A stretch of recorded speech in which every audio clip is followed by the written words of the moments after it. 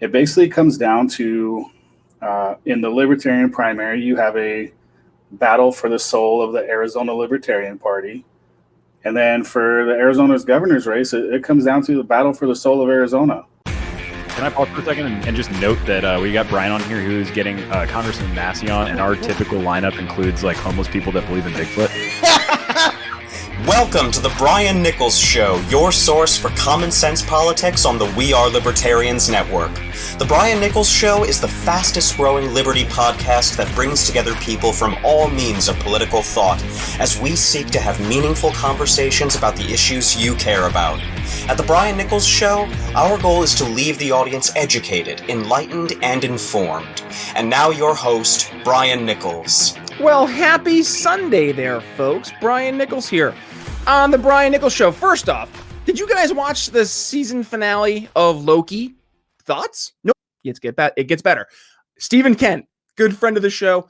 He hosts a program over there right now, and I had tweeted that up to episode 6, at that point when we had the conversation, Loki overtly libertarian narrative. So I actually joined Stephen over on his program, and we discussed that very topic. Is Loki a libertarian? And is there overarching libertarian elements throughout? And I think I actually even caught Stephen off guard with my non-essential versus essential variant analogy. So I think he appreciated that. But make sure you head over there and check that out. But that's not why you're here today on the Brian Nichols Show, folks. Hey, I get it. I know. I'm sorry. I had to start off there with a little bit of our pop culture news because I just watched the series finale and I have thoughts. So we'll talk about that at some other point in time. But with that being said, on today's episode of the program, Steve Remus is, I almost said returns to the show, joins the show, that is, and he has joined the program as he is running for governor in Arizona. A great chance to learn about top of mind issues that are taking place in Arizona, but also how Steve can help not only differentiate himself from the 15 overall Republicans who are running and the 5 Democrats who are running, 20 plus people. And now we have some libertarians tossing their hats in the ring as well. It's time for Libertarian Solutions to step up. So, with that being said, on to the show. Steve Remus here on The Brian Nichols Show. All right, and with that, joining me here on The Brian Nichols Show for our Sunday Candidate Highlight Series, Steve Remus, running for governor of Arizona. Welcome to The Brian Nichols Show. Awesome. Thanks for having me on, Brian. Absolutely, Steve. Well, thank you for joining us here on today's special Sunday Candidate Highlight Series. 2 Sundays in a row, I get to have folks running for governor. We had Natalie Bruno running for governor of Oklahoma on last week's Sunday Candidate Highlight Series. And Steve, you're running for governor of Arizona. And yes, as a big L libertarian. So let's start off here. Introduce yourself to the Brian Nichols Show audience, and let's dig into your path to liberty. All right. So my name is Steve Remus. I'm a Air Force combat veteran. I am also worked for the federal government before, and I've sort of kind of bounced around the job market a little bit, doing biotech, nuclear stuff, all that. So my path to liberty actually begins probably in 2012. I was a Liberty Republican and was all gung-ho over Ron Paul, and then obviously, he did not get the nomination, so I shirked back into my Liberty GOP caucus, where lots of people left, and a lot of other people just got silent. That sort of stayed the course through the rest of my military time, and all the way up through 2017, 2018. I was still under the belief that the Liberty Caucus Republicans would somehow regain some sort of foothold in the Republican Party. In 2018 is when I first started looking into running for office, and is when I first encountered local level gatekeeping. And so the local Republican Party here was very kind of do what we tell you. You have to do all these things in order for them to consider you a candidate. And the big thing there is I really do not like being told what to do. And I really have a huge problem when someone asks me to not stick to my principles on an issue. My issue with the local Republican Party became abortion. I still will not believe that the state or the government should fund it, but it's not my choice, and it's not the government's choice, and it's nobody else's but the person who chooses to get one. And that led to me getting into an argument with the religious right. And the religious right here in Southern Arizona controls a lot of the Republican Party. So they went on their path to sort of chase me away. They chased a couple other folks out with me, some good friends of mine. So they ended up getting out of politics, and I decided that watching everything that's been happening with the MAGA QAnon folks and the leftist, that Arizona needed. This is going to sound weird, but Arizona needed some common sense, and the Libertarian Party here in Arizona seems to represent common sense. And once I realized that, my principles were strong, and I got a lot of support from libertarians here in Arizona, it was sort of an easy decision that I need to be the guy. Well, so Jeremy Todd, who is our cohort here on the Brian Nichols Show for our sales conversations here on the Monday episodes, on the off weeks where we don't have Chris Goizetta talking about marketing, he is your manager for your campaign out in Arizona. So good friend of the show. And obviously this is part of the reason we wanted to talk to you today, because, with Jeremy's sales mind, and this is something that we want to really start to focus on and exemplify more, especially when we're talking to these candidates, is taking this solutions-based sales approach to actually meeting people where they're at and addressing the problems that they see before them with libertarian solutions. So let's start off here, Steve. You're running for office now. You mentioned abortion being the kind of schism between you and the GOP, but that's not why you're running for office. Let's talk about the specific reasons why it was now, of all times, and you said, I need to run as not just a libertarian, but I need to run for governor. What was it that was that number one launching off point? And number two, what are some of the issues that you're seeing right now that you're bringing libertarian solutions to? So the biggest reason for the governor's office is the GOP here is infamous for running a Republican under a libertarian banner to sort of eliminate a threat, if you will. My experience with the local Republican Party, I luckily know who most of the names are that they would throw in there. And unfortunately, one of my competitors in the Libertarian primary is one of those threats, right? So when it comes down to Arizona has a unique history of being one of what a lot of people in America would consider one of the more free states, one of the more states supportive of civil liberties. And ever since I moved back a couple years ago, I've noticed a unfortunate trend where some folks that are moving here feel that it's acceptable to infringe on those civil liberties through voting and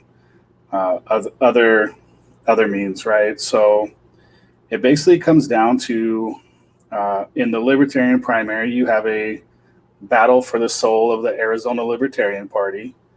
And then for the Arizona's governor's race, it comes down to the battle for the soul of Arizona.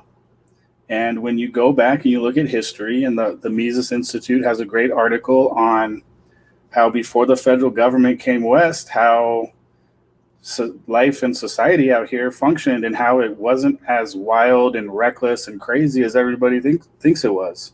So, to run for governor, and my goal is to bring a free and independent Arizona, and an Arizona with a independent infrastructure, and Arizona with an independent economy.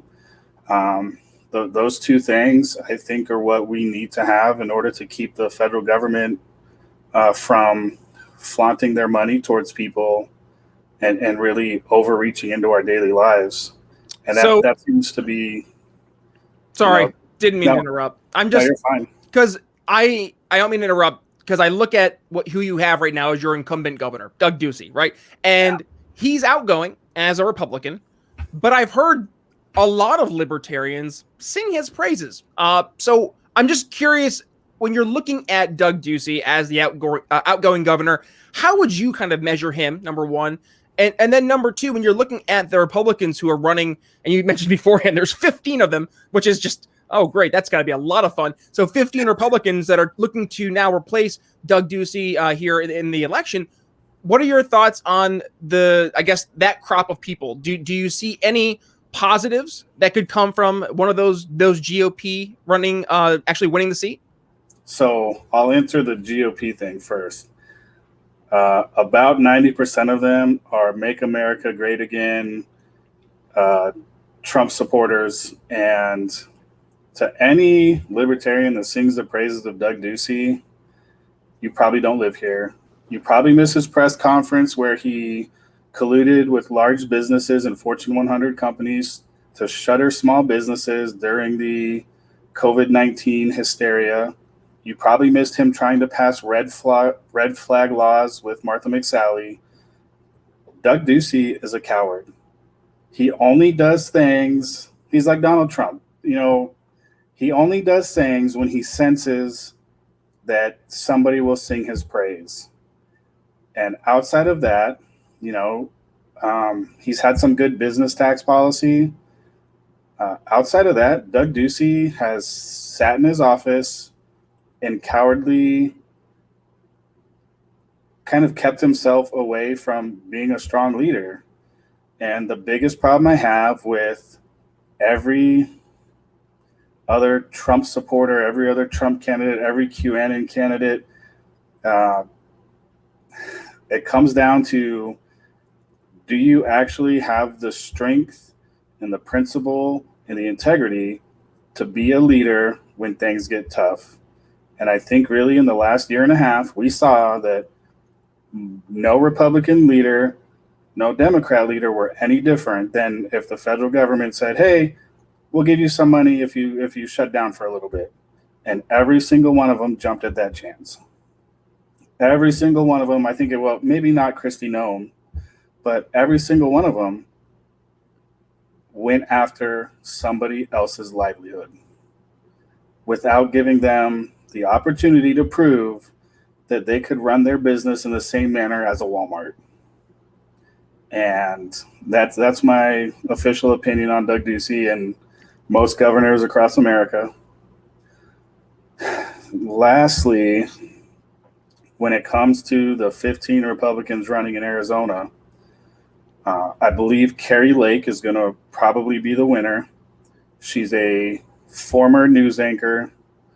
Everybody seems to want someone who's an outsider. And my warning to those folks is she still worked for the mainstream media. And if you're going to trust what she says, then you better have the balls to hold her accountable. Because she's just like every other mainstream media anchor. She had a falling out with her station. And, she made a cool video where she was, backing out, saying how corrupt the media was or whatever. Well, it couldn't have been too corrupt if she stayed for 27 years. So you have to question where her principles really are. So now let's look at the 5 Democrats running. Now, we've seen a big push in states, especially New Mexico, Arizona, where you've kind of turned into these purplish states. You have folks, what's her name? Kristen Sinema? Like, she would be, I would say, one of the most purple-looking senators that we have in the U.S. Yeah. And I would dare, he's kind of like, right now, the Democrats' version of Rand Paul back with Trump.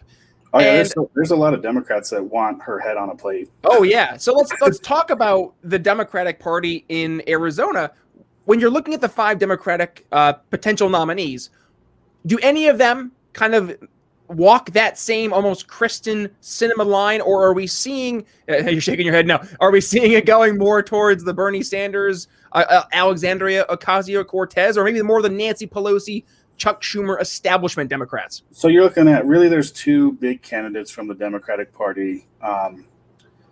One Katie Hobbs is our current Secretary of State. She's real focused on election integrity. So she's moderate in the sense of she's not stupid enough to go out and actually probably promote like AOC or policies that far left. There is another candidate who used to be the mayor of Nogales, and he is probably a little more left-leaning than Katie Hobbs, but they're not running. The Democrats here in Arizona aren't stupid.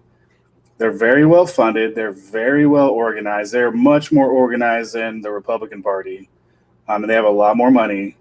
And they're not going to run anybody who is, more to the socialist side of leftism.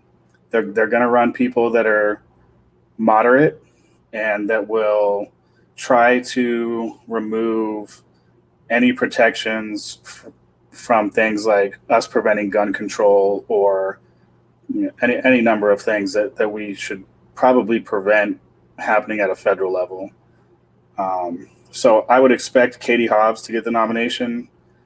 She just has bigger name recognition and a lot more money right now than the other Democrats. That's my take on that.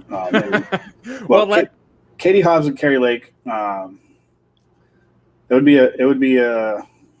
be a good race. They're very, Carrie Lake can sort of play the not quite full-on Trump supporter card, which is probably the direction the Republicans need to go at this point. But, I'm not here trying to give them advice. So, well, how about this? Let's not give any of them advice. Let's talk to the voters. Let's use the back 10 minutes of the episode here to talk to those voters, and let's focus on top of mind issues. We kind of led with this a little bit. I want to maybe revert back to it a little bit. Let me discuss, in your words, what would be the top 1, 2, and 3 issues right now concerning Arizona voters, and what's your libertarian solutions that you could offer them?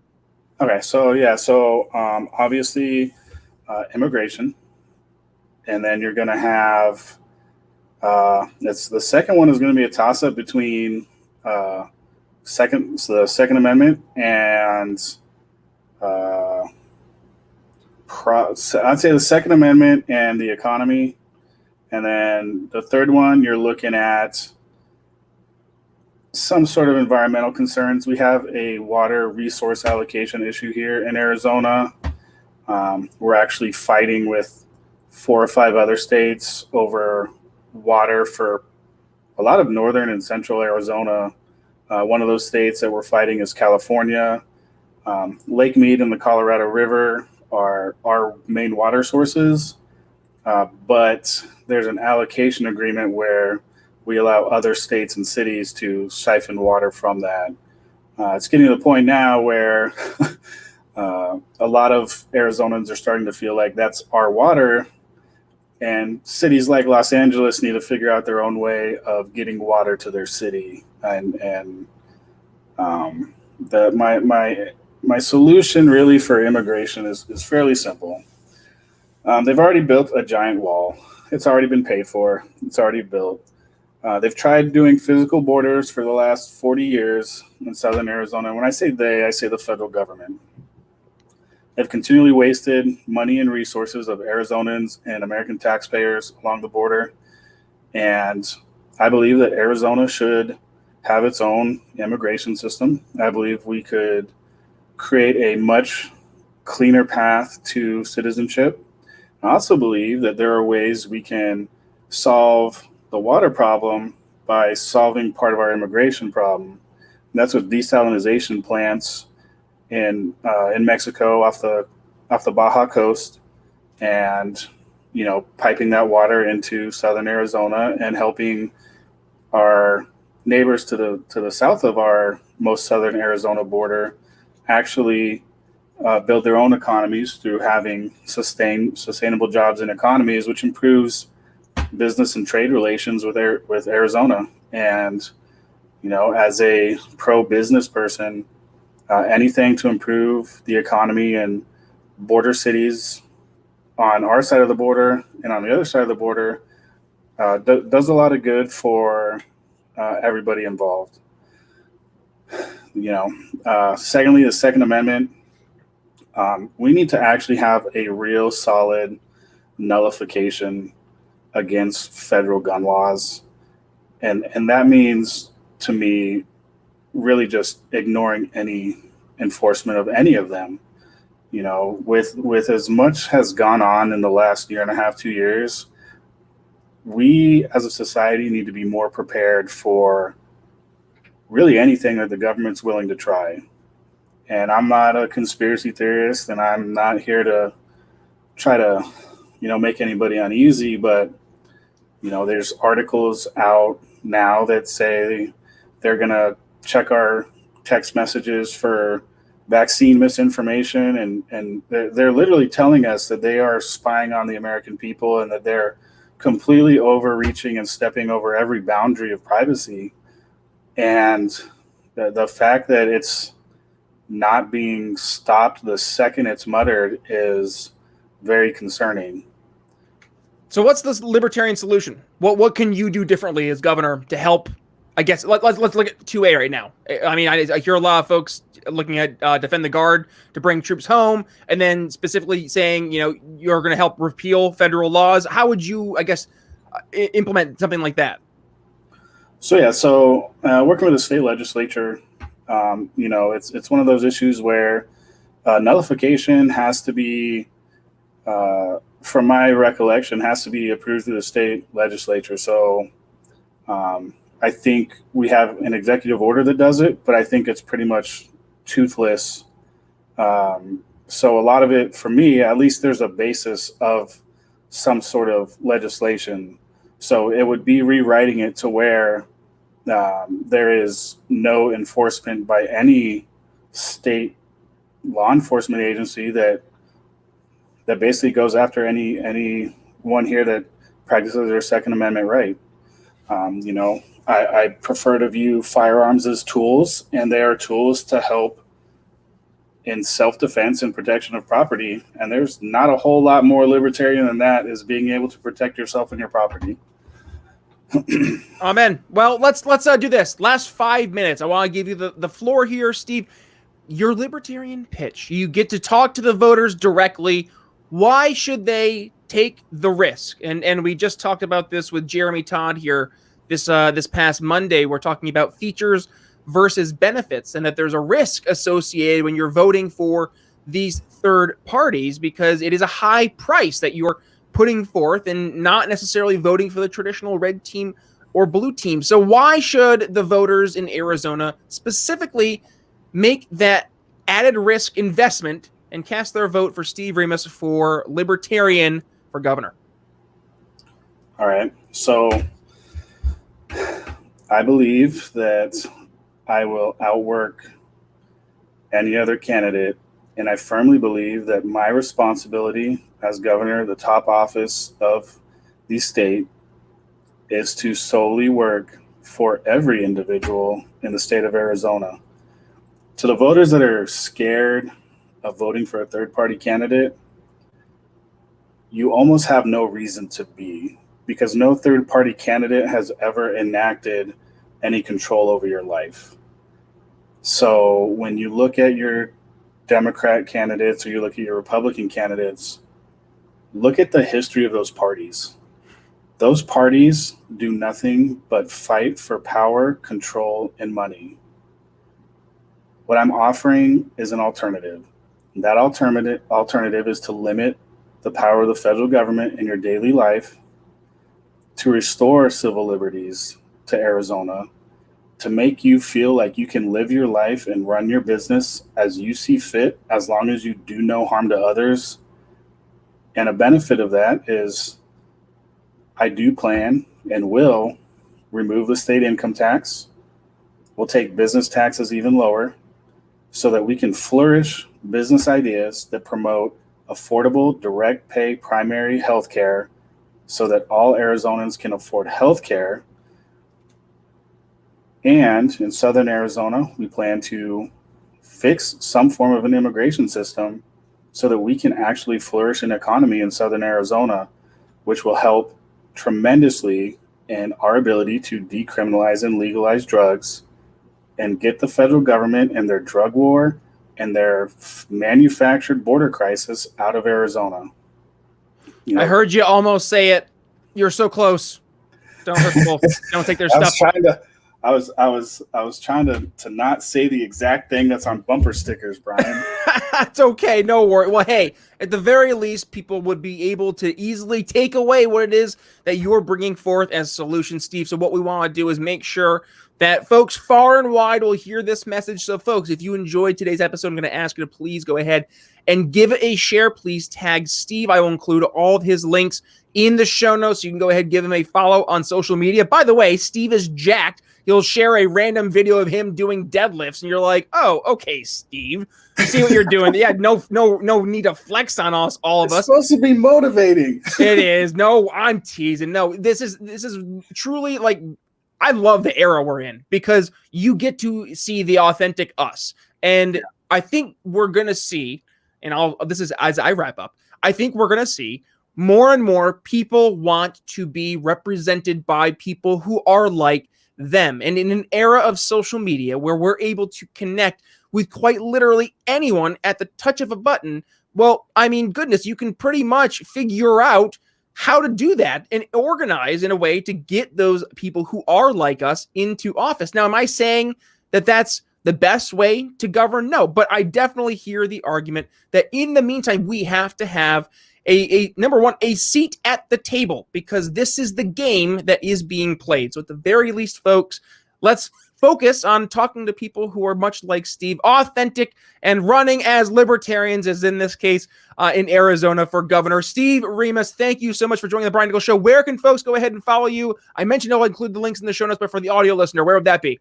Yeah, so the easiest place to find me is on Twitter at RemusLP. I spend probably way too much time on Twitter. You can add me on Facebook. A lot of the same cross content there. And then you can check out steveremus.com. I believe our server is down right now with my website on it. So just keep checking back until we get that fixed. We'll get there. No worries. Well, how about this? We'll include the link for posterity. And don't worry, folks. You have time between now and the election. When is the election, by the way, Steve? Where's our call to action? So the primary is August 4th of 2022. But we have to have signatures gathered by April 6th of 2022. So Arizona has closed primaries, so we have to gather a ridiculous amount of signatures. So, if you're in Arizona, please sign my petition. But give Steve a call. The other problem is we have 4 libertarians running for governor. So it's unexpected snafu that we suddenly have libertarians coming out of the woodwork. More to the table, and competition improves and raises all boats. I actually encourage it. Let's go. I know. But hey, how about that? With that being said, Steve Remus, thanks so much for joining us on today's episode of The Brian Nichols Show. Absolutely. Thank you for having me.